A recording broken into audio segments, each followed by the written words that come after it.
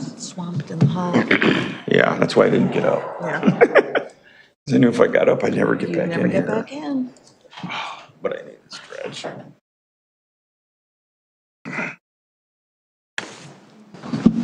Do we have enough to stay? Yeah, we're ready.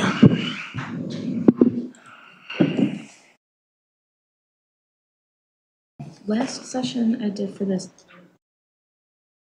my understanding is that a straw poll is an informal vote, and then it's not a roll call vote. It's Right. just, so it doesn't get recorded. I'm not calling names. Correct.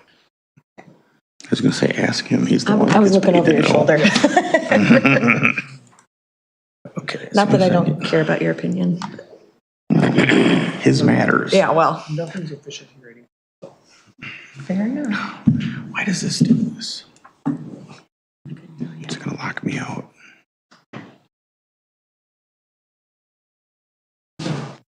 But Need the agenda.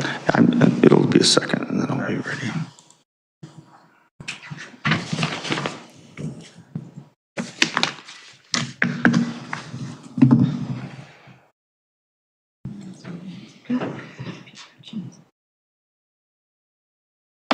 Okay, I'll call to order the special committee of the whole meeting for Monday, April 15th, 2024.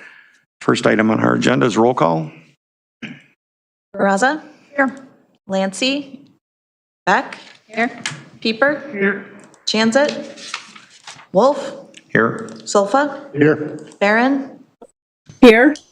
Lehman? Ayazi? Here. Malay? Here. Ewer?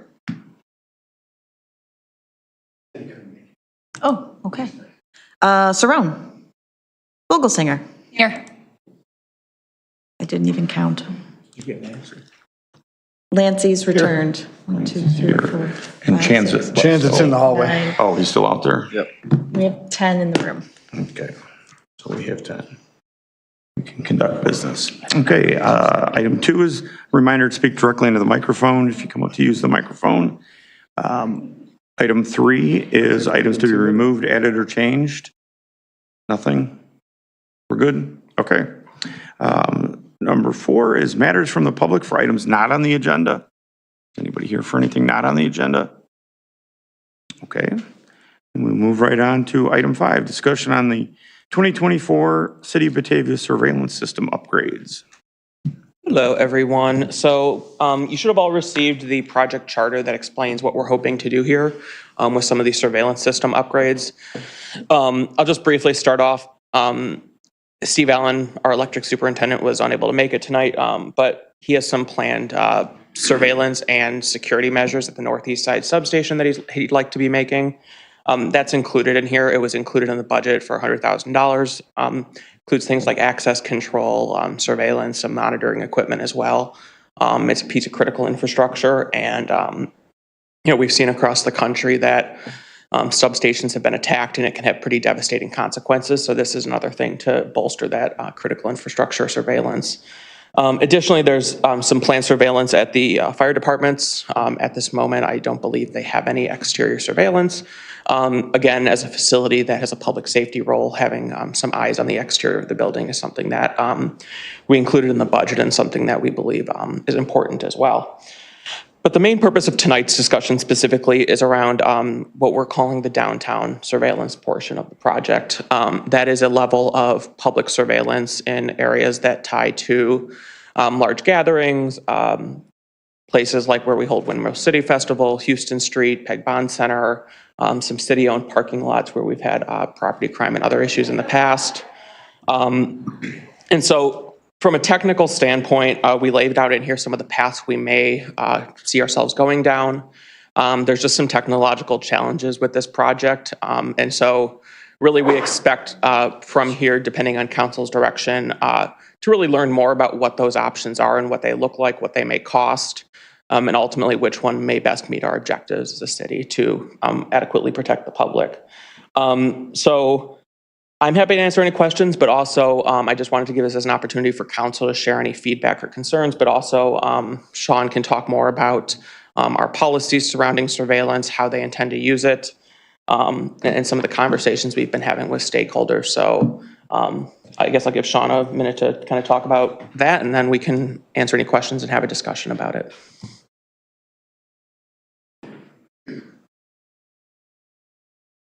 Hello, good evening again.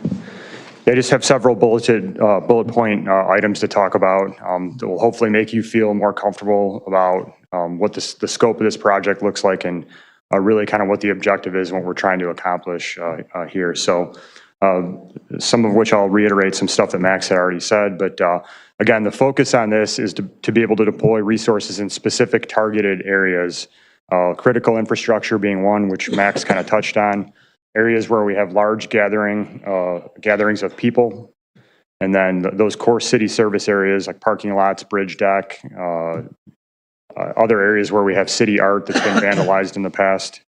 And again, the objective is securing these sites, being able to promote public safety, but people would be aware that these systems are in place, so this is not covert camera operations or anything of that matter. And I believe that there is a deterrent aspect to this, yes. I think, will it deter all crime? Absolutely not. I think this will probably be more of a reactive tool for the police department to be able to use to go back to see, times, dates, maybe numbers of persons involved in whatever the incident was, descriptions, identifications of vehicles. How did people come and go from the area? So those types of things that we can use from an evidentiary standpoint to be able to identify perpetrators in some of these crimes that we've experienced. So again, to reiterate, this is not a blanketing of surveillance cameras around the city. That is not the goal. These cameras we're not going to be monitoring these live. That's not the purpose of these cameras as well. That's not to say that we may not have a special event, maybe where we have some specific threats that are made where we might then at that point have somebody monitoring live the cameras. But that's not the goal. That's not the intention behind this. And as I'll briefly explain in a minute, there's a policy behind this that will put controls in place to allow for supervision and monitoring of the systems. One of the things I'll also mention is that, and this is in the project charter, if you took a look at it, we're trying to identify the concerns that citizens have out there. So we've had some opportunities to speak with, for example, the Batavia Community Diversity Initiative. We've given them a copy of the charter. They've also just recently got a copy of the maps that were, areas where we'd be looking to put the surveillance equipment, as well as we've had the opportunity to sit down and have conversations with them, started to get that feedback from them on their concerns from the standpoint of civil liberties and privacy. We're planning on continuing those conversations with them. I think it's important to talk to the people in the community who may have fears or perceived fears of living in a surveillance state. And again, I think that those concerns can be addressed. We can open up these conversations, be transparent about what we're trying to do, and then have good, solid policy in place backing, what we're trying to accomplish with this. Other thing I'll mention is the police department does not use facial recognition technology. We never have. We still don't use it and are not planning on using it. There's, issues that are documented with that. Some of this software does have the ability to track people. Like if you specifically identify somebody who maybe committed a crime, it can track them through, a crowded audience. But as far as using it to say, to match up a database full of other facial, figures, that's not what we're looking to do with this system. So we do have a draft policy, which I should have gotten to you guys. I'll send that out to you tomorrow. But basically that addresses the operational guidelines of what we're looking to do, the purpose, the scope, and the camera markings. So where these cameras would go, there would be signage that would clearly state that there's surveillance that is actively occurring. Inside also the policy talks about prohibited activity, the controls and audits that are in place as far as being able to go back, who used the system, when did they access it, did they have the permission to access it. So again, stringent controls in place to be able to, keep an eye on who's using the system. And then obviously training would be a big component of it as well. So I had come up with some examples of some of which are recent, where I think that having surveillance would have been beneficial for the police department to be able to go back and, more rapidly solve cases. Most recently on our west side of town, particularly on our west side of town, we experienced a significant number of car burglaries, unlocked vehicles. We were working with some of our neighboring communities, one of which has video surveillance in certain locations in their town. They were able to identify a stolen car, stolen out of Batavia. We worked with them on the case and were able to also, the other thing I'll mention, which I think is great technology, a discussion for another day, is automated license plate reader technology. So through ALPR data, through city surveillance, we were able to work with this other municipality, help us identify these people, and then we have since made an arrest to put this person currently in custody. So we had a case within the past 2 weeks over on the 0 to 99 block, 0 to 99 block of East Wilson Street, back behind like the Comedy Vault area. We responded there for a call of shots fired. We get there, sure enough, there's shell casings on the ground, and the people are gone. We have some witnesses that give us some basic information, but again, there's city public parking back in that area. If we're able to have surveillance in that area, we're able to rapidly figure out how many people are we dealing with, descriptions of vehicles, put an ALPR system on there, and we probably, may have these people in custody right now. So again, some examples of recent cases. And then we have ongoing vandalism cases that occur, cyclically, mostly in the downtown area, public parking areas. We've had artwork damaged on the bridge in past years where, having surveillance in those areas may have been helpful for us to be able to identify all of the stuff that I mentioned earlier. And although rare, we've had occasions in the past where people have reported assaults or criminal sexual assaults along the bicycle path. I think that with some of the areas where we'd be looking at putting surveillance footage, it would give us that opportunity to go back, take a look to see, who, may have been coming or going during a specific time frame. So those are just some examples of how I feel like there would be good value in, again, targeting specific areas for city surveillance system. So I'll open it up for questions if you have any questions for me or for Max. I do. Yes, sir. A couple things, Chief. I didn't, correct me if I'm wrong, I didn't see anything in the documentation that Max sent that said how long you keep video records data for. Yep, so that's a great question. And we don't, I think right now we're currently keeping internal surveillance for around 30 days. But one of the interesting topics that came up was records retention when we were talking with the folks from the Community Diversity Initiative.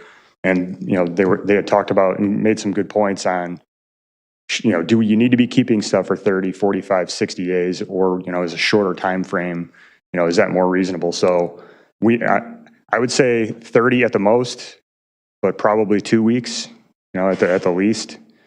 Generally speaking, we're talking about incidents that occur. We get them reported to us, and then we're able to, get into the surveillance system to start doing our investigative work. So I don't think we need something that has a very long retention period. And then to build on that a bit, I'm all for video being set up on critical areas such as this. And I know you've stated that the intent is not to put this everywhere, and the intent is not to do facial recognition and all that stuff, but intent and reality in the span of 10 years are two very different things. So personally, this doesn't bother me, but 10 years down the road, if we start putting cameras on every single thoroughfare and we're doing facial recognition, and then I really have cause for concern and pause. So I don't know if we can put up guardrails in any way to try to prevent that in the future as a council, or if anybody wants to or not, or if it's just me. But this, as it is, all for it. But guardrails for the future, I'd be all for as well. Just my opinion. Alderman Pieper? Could we, regularly, maybe once a year, once every 6 months, publish what records were accessed assuming they're not under a pending investigation, as a way to encourage transparency of how these are being used? Yeah, and we had those discussions with the Community Diversity Initiative about also monitoring the data. You know, where are our success stories? How has this been used, you know, successfully? And so I think data collection and also the transparency aspect that you mentioned are important for moving forward. So yes, I think that's something that we should look into doing. So excuse me, I have a question about how much of this, or is all of it foilable if somebody wants it? It would all be accessible for that, and how soon is that stuff available? Because I know sometimes that, depending on what it's about, can be a real problem if it gets out before you finish an investigation or before, you know, whatever happened gets to a court case or anything. I think sometimes that's problematic. Yep, and you're asking all the questions that were asked of us in the last few days. So I have some of our folks reaching out to our surrounding neighbors who use surveillance to ask those very questions. How are you handling FOIA requests? How often are you getting them? And I don't have those answers yet, but it's a valid question. Well, if I could chime in just for a second, they technically could be FOIA-able because there would be public records, but there are exceptions to disclosure that relate to police investigations and that type of thing. So As long as to me, as long as there's stuff that we can use as an applicable law that we follow, I don't have a problem with that. I just get nervous when, you know, I don't know what those answers would be. And as long as there is something that we would have to follow and we'd have to apply that across the board on all those, then I don't have an issue with it. Abby? What would the timeline or process be for this? Would we be able to set those guardrails and those policies in advance of approving a contract? Or kind of what are all the things that have to happen in what order? Yeah, I can sort of walk you through the timeline of what we're hoping here. So initially, we hope to do a request for information to kind of understand what our options may be from a technological standpoint. So that would occur over the next couple months. But one of the things that Sean and his team are obviously working on is that policy that'll govern our use and acceptable use standards regarding this surveillance footage. And so our understanding would be, and obviously Sean can expand on this more, would be we will put those safeguards into those policies or into other areas. And so you'd obviously have a chance to review, provide feedback, and ultimately craft those policies and approve them. That sound about right, Chief? You gave me a nod. So yeah, basically, we're not even at the stage of putting out a formal RFP because there's so many as we explained in here, there's really a few paths we can go down from a technological standpoint. That's the purpose of the RFI, is to bring some vendors in and go, how would you approach this problem? Then we'll know what the path is, whether our budget's in the right place. And so you should expect, following that process, there will be another discussion and or some sort of contract vehicle before you. One more, and this is going to go over there to those two guys sitting there quietly waiting. How much do you think this adds to the IT side of your world, or how does IT handle this if we say yes to doing something like this? There could be many options, and some of the options we're looking at is having someone else take care of this and outsourcing it, maybe helping with the design, letting somebody else install it using their technology and their support staff, because it does affect both the IT department and the PPS division of Public Works. And that was So going those are things we're still, part of the RFI and the RFP will help dictate where we go with this. And I think that's important for us to think about, not only, wow, this sounds great and we could do this, we could use it for X, Y, and Z, but what does it really end up costing us to do that, to be able to use or get the info that we'd want out of it, the timeframes we'd like to keep, all the implementation of using that, what's the reality of what it costs us? Because I think that's going to be important on especially as we start into this world, how far we go. So I'll be interested to see those when we get to that point that, that's something I think we should all be concerned about. Yeah, I'll just make note. I mean, for those of you who don't know, this is part of my business that I do. I represent a South Korean defense contractor that manufactures cameras, second largest in the world.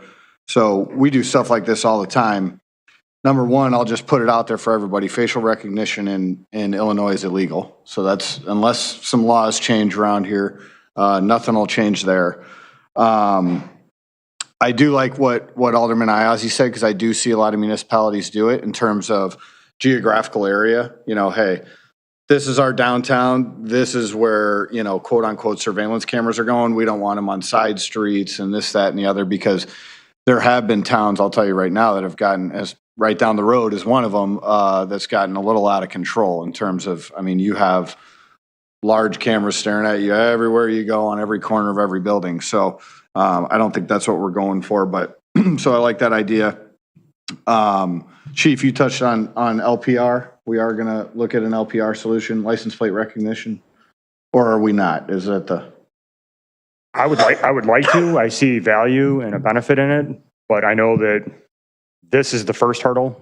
Yeah. And I see that as a second hurdle. But I know that there's an integration between those two technologies right now that are used successfully in communities all around us. Yeah. We're constantly having cases solved for us by other agencies because we're using their LPR data. So. Yeah, absolutely. So, I mean, I suggest it, there's, like you said, there's many ways to skin the cat on that. So I think, and just so everyone knows, I've kind of been helping behind the scenes, advising a little bit. I've sat in on a couple meetings, so kind of have an idea of what some folks have heard and, some of the feedback we're getting from the security integrator community, which is who Howard was referring to in terms of who would come in here and basically be our partner for the security system. And that's really what, I advised staff was, that's what we really want to look for.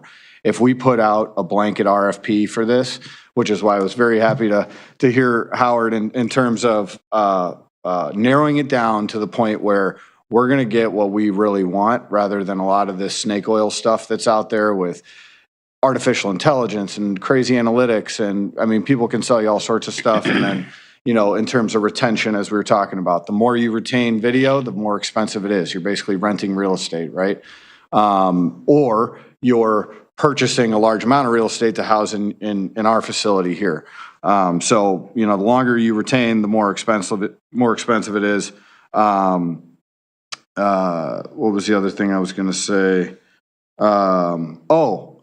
Not to forget too, that, day one, obviously, we're thinking surveillance. Just know that these cameras have a ton of capability beyond just surveillance. So, you think of things like heat mapping for special events, and hey, here's where the vast majority of people move in and out, congregate. We can then, adjust accordingly to that, charge more for the booths that are by all, the high-end areas, or I don't know, however we want to look at that. But there's a whole boatload of stuff that you can do day two with this stuff that Howard and team, and, I could even come in on weekends and kind of, show these guys some of the little bells and whistles that we can do with the software paired with, the new power of these cameras that we're talking about.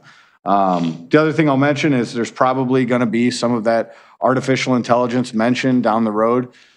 I think I talked about it already. This isn't CSI artificial intelligence. Basically what they did was show these cameras a ton of images of the same things and said, this is what a human is. This is what a human looks like wearing a yellow shirt. And, so now the camera's smart. It's not out there learning on the edge and then reporting back. That's not happening. If they get smarter, it's with a firmware update, and we have to put that in place. We don't, they don't just magically become smarter. So, a lot of, the big brother stuff, I'll be the first to tell you, a lot of that's real, but it's not available to the consumer market, right? We don't, the chips are basically not capable of doing what that what the military applications are doing. And actually, the company I represent is a big defense contractor. We do a bunch of that. So we have it in-house, but it's not available to us. So, and if anybody has any questions on this piece, I mean, this is what I do. I lead the security team on in my company. So if you have any questions, I kind of know cameras inside and out. Little too much, to be honest. Anybody else? Anybody online have any questions or comments? Didn't see any little yellow hands, so. I was just going to follow up on that. On terms of like the data analysis, I would caution that if we were to do that, we would announce it ahead of time. Hey, we're going to be conducting this analysis with the camera system, just again to ease privacy concerns for people. I think there might be just like a slight fear of, oh, you're counting where I'm going. What's this about? Even though obviously that's not the intention there. Just again, a transparency thing to make sure people don't get concerned that this is being abused in any way. And if I may add, one of the things in our strategic plan that we've already started working on is an AI advisory committee made up of internal staff. Sean's put a really great guy from the police department on that who has extensive knowledge in, I think it was computer forensics and other things.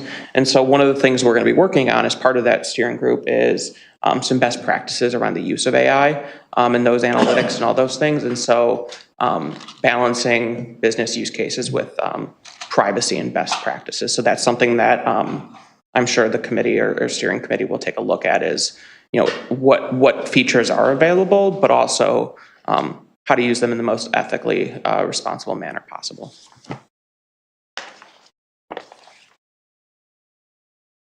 Okay, thank you, and we'll wait till step 2 or 3. Yeah, so from here, we'll put out an RFI, get some more information, and if there's no real issues, you know, Steve Allen there's $100,000 in there for Northeast substation improvements. Some of that is camera, some of that is not camera. So unless there's any objection, kind of he can get started on that, and obviously anything will be brought before you for purchasing and whatnot. So that's kind of fine with everyone. Alrighty, well, thank you all.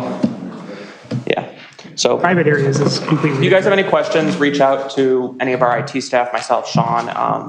And yeah, thank you guys for your feedback, and we'll keep you posted. Thanks, guys. No problem. All right, thank you. Now we have item 6, others. Does anybody have any others tonight? I don't see anything online. All right, then I'll look for a motion for adjournment. Moved. Second. Malay and Sulfa, all those in favor? Aye.